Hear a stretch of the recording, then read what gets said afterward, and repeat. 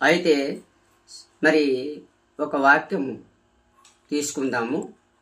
ద్వితీయోపదేశకాండం 28వ అధ్యాయము 2వ వచనములో ఏం చెప్తుందంటే, నీవు నీ దేవుడైన యెహోవా మాట వినిన ఎడల ఈ దీవెనలన్నీ నీ మీదికి వచ్చి నీకు ప్రాప్తించును.